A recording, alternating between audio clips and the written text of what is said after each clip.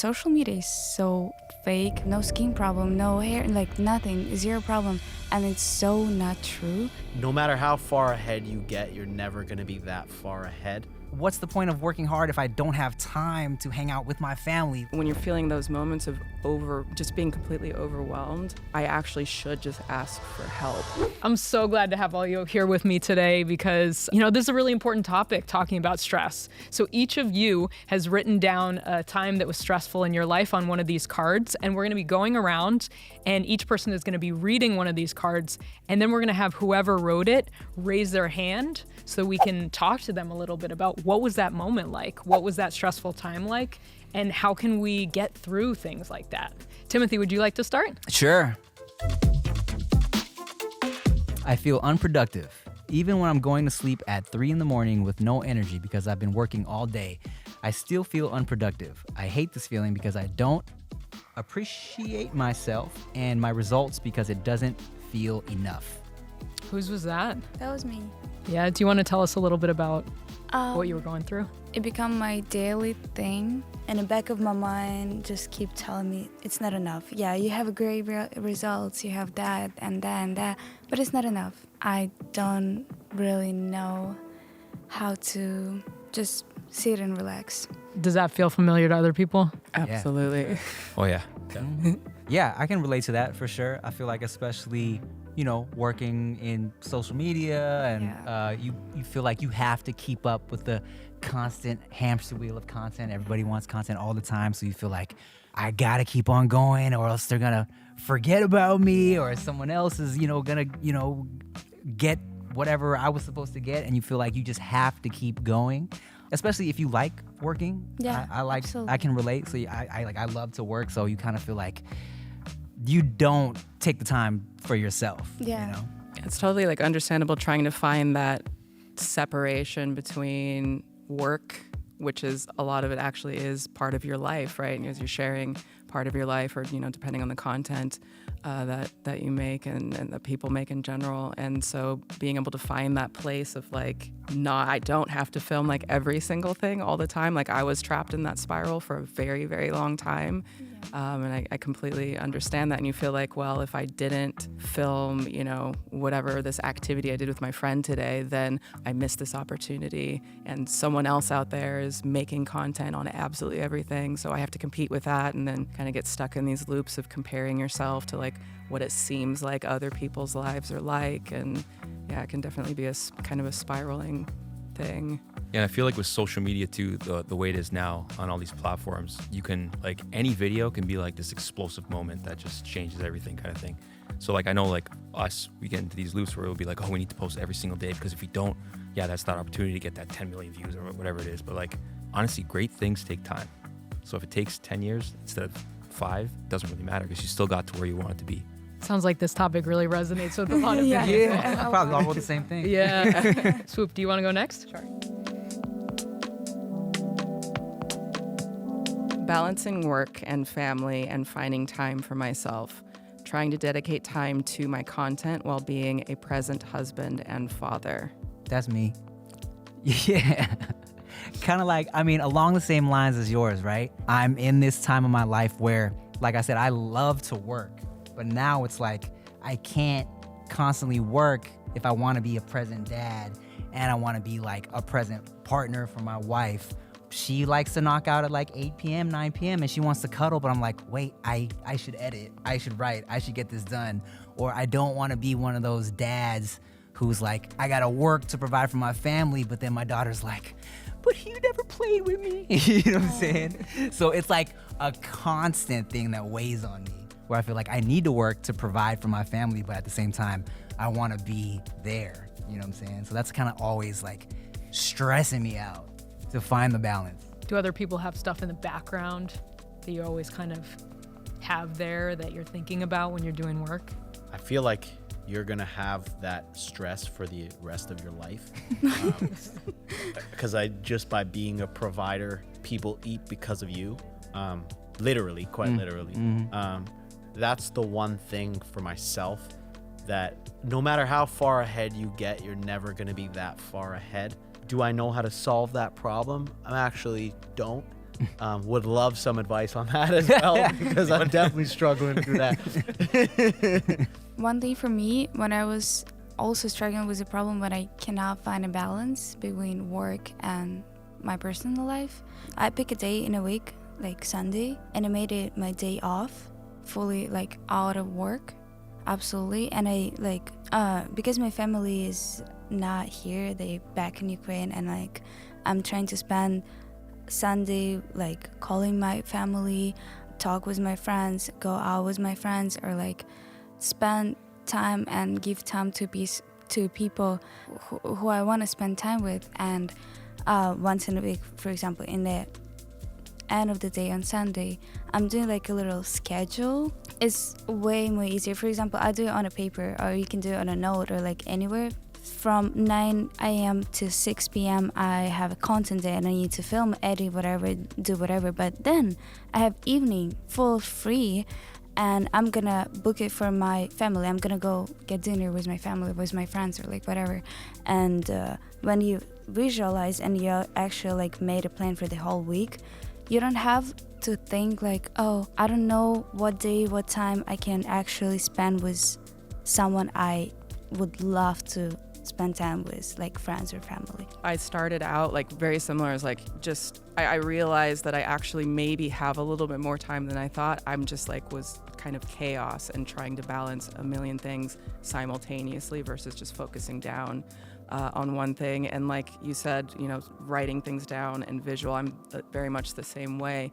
And initially when I started doing that, I would make lists, and it would be like all of these grand, lofty things on my list. And then I would just feel so defeated because there's no way that you can do that all in one day. This is like kind of a silly thing, but it just worked for me. So I don't know if it could help anybody. But I literally took those big colored Post-its and I color coded specific, so it was green Post-its for, you know, my documentary work, purple Post-its for whatever stuff I have to do business wise. And like just having those out with little check boxes, it was like it was like these little wins when I could check a box off and just tear off the whole Post-it when I accomplished that one thing. And like, if it's like, if I just got even one Post-it taken off, you know, sometimes when I'm like going through like a rough patch or something, that just gave me some type of reassurance that like, okay, you're still here, so you can keep going. That was a really big help for me. Sounds like organizing and prioritizing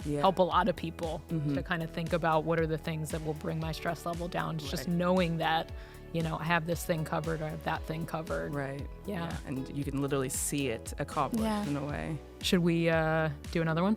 Vince, you want to go? Let's do it. Living in a time where social media is so important and available, but not liking the way you look. That was me. Why are you so cute, bro? I go through phases where it's like, we're musicians, and when you're looking at all these successful musicians, like they all just look like stars. They're perfect every time you see them. And I feel like, especially today, we see it everywhere, how you're supposed to look to be successful. No matter how much success we achieve, I've found myself time and time again always analyzing, being like, you know, like, I don't like the way this music video is coming out because I don't like my hair, or like certain things, and like you just feel inferior in general. So like that's kind of something that is ongoing for me, I guess. My guess is a lot of people have felt this. Yeah. The biggest thing what I realized this year, that social media is so fake, but the way how people looks, I stopped comparing myself to everybody because I was going through the same thing, and I was like, oh my god, favorite music artist or my favorite actress, they look beautiful and they have no problem, no skin problem, no hair, like nothing, zero problem. And it's so not true, because when you actually see people you getting inspired from have exact the same problem, because we all real people, because someone outside of internet watching your video and be like, oh my god, he's so perfect, I want to be like him, and they just don't know that you're going through the same thing. And I was getting inspired by one of the girls on the internet. I was like, wow, her skin is perfect, and I feel so like unperfect. And then I'm watching a video or her interview when she was crying, telling about her like really bad story when she go through like was acne problem for like couple years. I was like, oh wait, so they're also real people. We don't have a standards anymore, and everybody beautiful in a different way. And if you want to change something about yourself, it's on you, but never compare yourself to anybody, because social media is just fake. And yeah. When I first started trying to do entertainment stuff, it was all, you know, it was like not a lot of Asian dudes on TV. You know, I'm short, I got acne scars, whatever. But in my head, I was always like, no one's gonna be able to do what I do in the way that I do it, right? And you guys, when you perform, you're performing your music, and someone is in the audience like, that's hot. You know what I'm saying? Or, you know, when you get off stage and someone's like, wow, that was like that. Or when you see someone perform, you're like, yo, their stage presence is like so hot, right? I think it's easy to compare yourself. You know, I watch Squid Game. I'm like, man, everybody's jawlines and cheekbones are on point. But you know, I think like she said, we're in an age where we're not just served up the traditional heartthrob anymore, right? It's like there's so many different cuts of attractiveness and like bodies and people. I don't know exactly how to phrase this, but sometimes you'll have this one thing that you're fixated on. You'll be filming, you're like, oh, the whole world's gonna notice this, and then you go and post it, and nobody notices it. Yeah. Right. So I mean, that's the love kind of it. yeah, or they love it. Yeah. Sometimes they love it. Like that's the way I'll think. Like when we're filming something, I'll just be like, oh, you know, something's off about my hair or like, you know, my whatever it is, and then I'll just realize like no one's gonna examine the way I look, the way I'm examining the way that I look. Nevada, you want to go next? Sometimes I feel like there is so much to do and so much that I want to do, but it feels like there is never enough time. Can relate. Yeah, I mean, I guess we could probably all relate to that. But no, the reason I wrote that was because like 2 nights ago, I was laying in bed and it was like 2 a.m. and I felt so frustrated because I was like, okay, so much got done today, but like there's also this and there's this and there's this and there's this and there's this. And I was like, oh, I didn't do enough. There's so many things that I want to do. I feel like there's some things that I'm not able to do it because there's just not enough time. And there's just so many. Yeah, I just keep saying the same thing right now, but like, literally, I don't know, right? Right, but no, but like, so much. No, but you know what? Like, and that's how my mind gets, where it's like it's jumbled, and then like you get into this loop where over and over again you start thinking about that, and then things actually don't get done. How do you turn those loops off? What's helped you all? Schedule. Yeah, Scheduling. Schedule will help me a lot with that, because I didn't even realize how much time I'm spending or on something I don't really need. Mm-hmm. For example, how much time we're spending on like our phone. Scheduling is really help with timing, or when you think you don't have enough time, but you actually do and you're spending on the wrong things. I think another thing that it feels like it gets stigmatized way too often is the idea of asking for help. We see all these examples everywhere that we're supposed to be like on top of everything, especially in the field, you know, of work that we're in, that we're supposed to be able to do everything and be everything to everyone, and maybe be, you know, you get trapped in being a people pleaser, that kind of thing, and it just takes so many pieces of you. And this was something that I learned very recently. When you're feeling those moments of just being completely overwhelmed, I was like, oh wait, I actually should just ask for help. I think we all kind of have said we constantly feel like we're not doing enough and we can do more, right?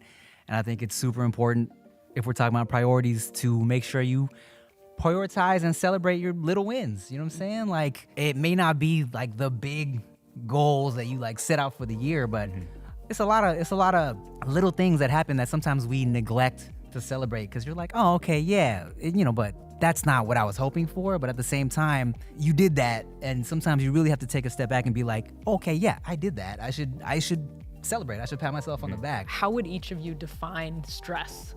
Like, what does that mean when you hear the word stress, when you feel that in your body? You know, how do you describe the kinds of situations that make you feel stressed and what it actually feels like to be stressed? Feel it kind of just like bubbling inside me, where I'm like, oh, you know, we've all had those where you have like such a list of things that you want to do, and you're like, let me just fold this and not do anything, and then just lay down. You know what I'm saying? And for me, that's where it gets there, where I'm like, okay, I don't even know Like I get flustered, I get overwhelmed. I don't know where to begin. That you were talking about the bubbling feeling. That's like, I felt the bubbling feeling. Yeah. Explaining the bubbling feeling. I was like, oh yeah. I think it's what exists when you feel like you are not the person you believe yourself to be. I feel uncomfortable when I don't have anything to be stressed about. I think you're hitting on something important. Like, is there like a good amount, a little bit that sort of motivates and pushes us? Yeah, because I don't know, whenever I feel like I'm not stressed, I have nothing to be stressed about. My life is beautiful. Something definitely wrong. Like something not okay. Like I probably forget about something, or like I don't know. Because I feel like anytime, in any ages, you definitely have something small to be stressed about, and what keep you disciplined and motivated to keep going and keep doing, because you're reaching out your goals, but it's always something out there what you want to get more, get bigger, get like anything, be better. Crash, you want to go? Do the last one? Let's do it. After the LA fires, I suddenly had to stop all my work and plans to help evacuate family, and it took a toll on me mentally. I missed deadlines and projects and got behind in everything I had to do, which caused stress upon stress, and I feel like I'm always behind and always chasing to get my head above water. I just wind up feeling like I'm failing in these moments. That would be me. It was a tough time for a lot of people. You know, it's just essentially having this very sudden trauma, tragic thing going on top of just other things that had already been going on in life that were very difficult. We just had to stop absolutely everything when the fires were going on and take care of family, take care of friends, and people were losing homes, and all of my work just stopped, and it just like affected me so much mentally and emotionally, and again like physically. And you know, it was like in this world of like, okay, I gotta try to do something. All I can do is like go volunteer somewhere or try to, you know, evacuate my family and stuff. And with that, I had a crash after it, and I just was just wiped, like completely wiped out. And it lasted, you know, a few weeks to just start to get out of it. I'm just kind of getting through that even now. I just, you know, thankfully I have good support like with work, and I have my team that works under me and stuff. And so it just was so much. My team had to evacuate all of these things, everything halted with work. And so I'm so work oriented that really made me feel like such a failure, even though the logical brain is like, you can't control this and it's affecting thousands and thousands and thousands of people. But I still had to cancel projects and push deadlines, and I lost projects completely that we can't do. I just have this feeling often of like, I don't know how in the world I'm going to get caught up. And so I just feel like I'm constantly chasing just to get caught up. And it's this ripple effect. Trying to figure out how to navigate that is tough. Do other people recognize that feeling of that crash? Like, you know, you're in the stress, and when you're in it and you're motivated and you're doing things, and then all of a sudden, like when you actually can relax, that feeling of just like whoosh. Mm-hmm. But you shouldn't feel like a failure at all for these opportunities that didn't come about because of something that was out of your control. You know what I'm saying? Like, I think the fact that you're still even trying to get back out there and get back to work is a win, you know? Like, you shouldn't feel like a failure at all for something that you had nothing to do with, you know? You out here. Yeah, we're still here. You know? Keep reminding myself we're still here. So that's a good place to be. Thank you guys so much for coming, and thank you all for watching.